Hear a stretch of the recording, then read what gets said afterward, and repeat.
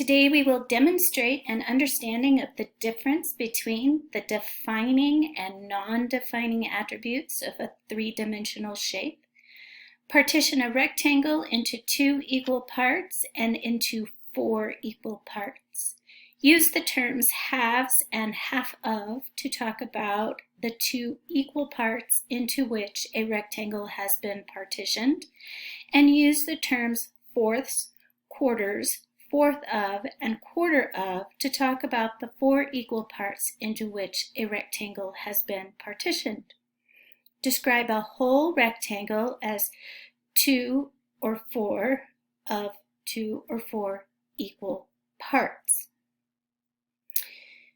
Demonstrate an understanding that as a shape is partitioned into a greater number of equal parts, for example, 4 equal parts rather than 2, the size of the parts gets smaller.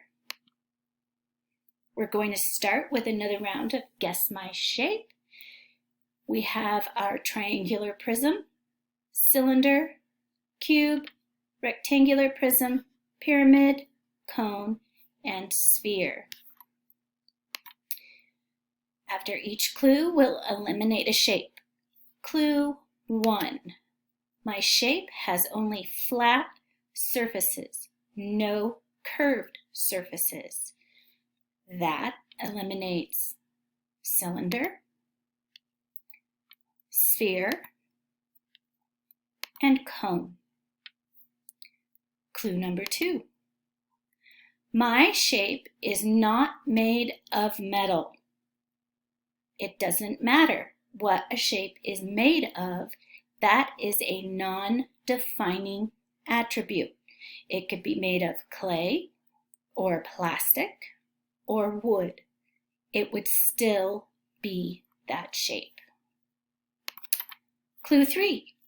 My shape has no triangular faces. That eliminates our pyramid and triangular prism. Clue 4. My shape has 6 faces, but they're not all the same size. A cube has 6 faces that are all the same size, so it's eliminated. That leaves us with our rectangular prism. Nice work, everybody. Today we're going to learn about halves and fourths, or what we call fractions. Okay, right here, I need you to pause the video, go get 3 4-inch by 4-inch sheets of paper and some scissors. Pause the video and come back when you're ready. As I tell you a story, you will be folding and cutting paper in the same way the girl and the boy in the story would cut their sandwiches. Sandwich fractions.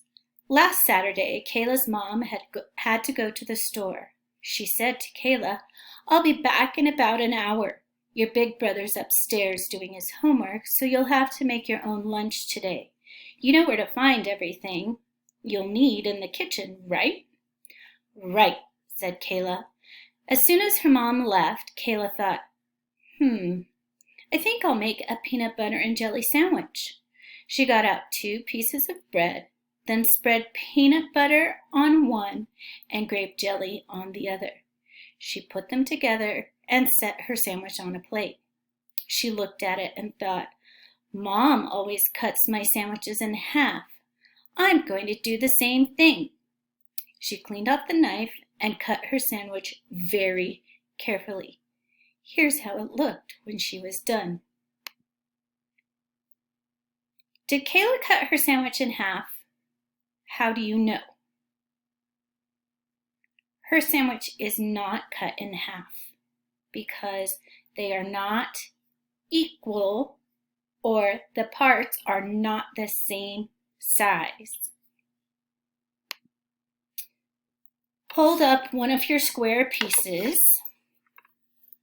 How would you cut it in half? What can we do to make sure both halves are the same size? Why do they have to be the same size? Why can't one be bigger than the other? What shape are the halves if I fold the paper horizontally?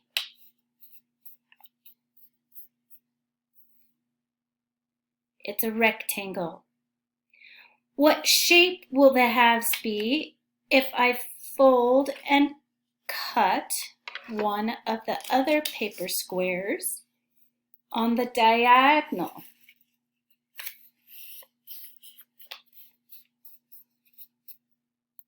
Triangles.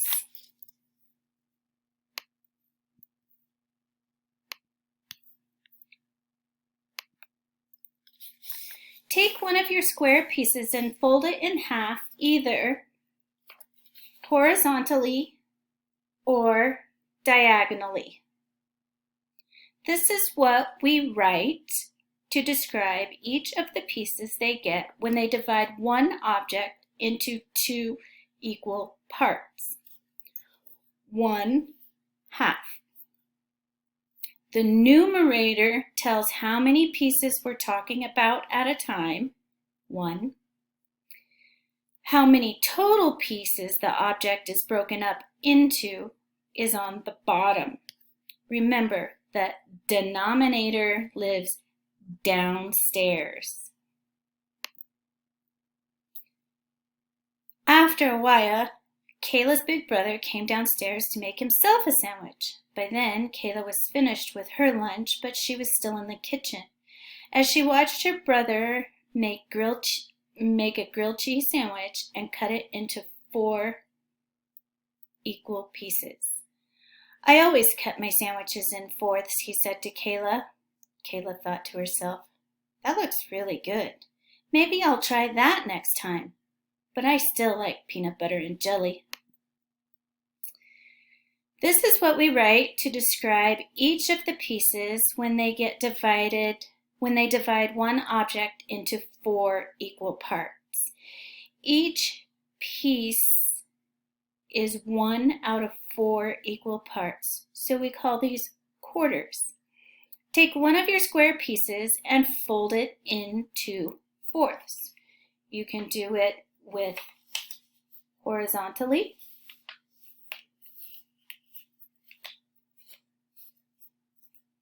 now what shape do you have? You can also do it on the diagonal,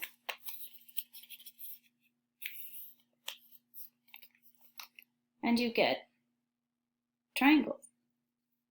Okay, remember the numerator tells how many pieces we're talking about at a time. The denominator tells us how many total pieces the object is broken up into.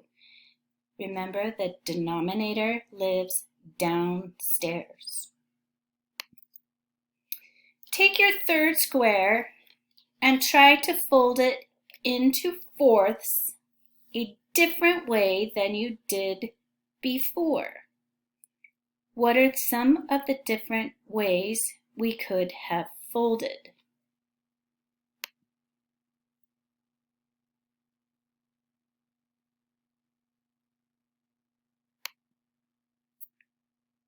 Take your square, fold it in half,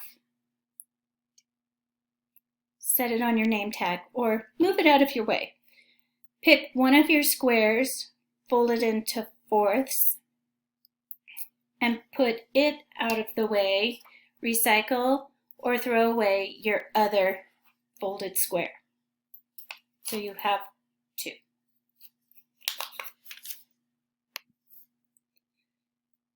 Pick up your square, fold it in half, and cut along the folded line.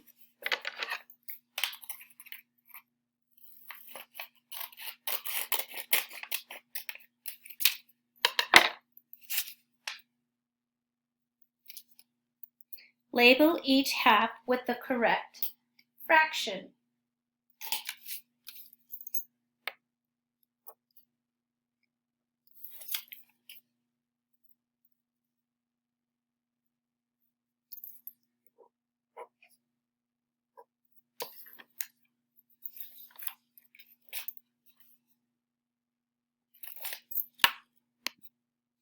Next, pick up your square, fold it into fourths, and cut along the fold line. Label each fourth with the correct fraction.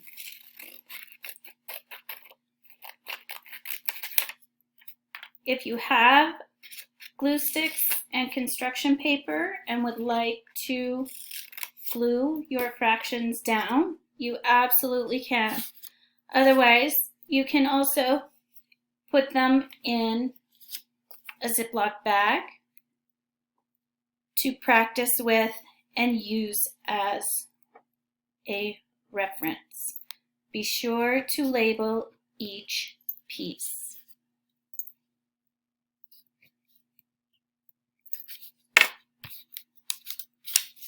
Okay, I have 4 little fourths here. Little hard to show, but I think you've got it. What do you notice about the pieces of paper on your paper? Which is bigger and which is smaller? Halves are bigger because we've only divided the shape into 2 pieces. When you divide it into fourths, the pieces get smaller. The more pieces you have, the smaller they are. That's it for today, my friends. I hope you learned something, and you actually will be seeing me again tomorrow.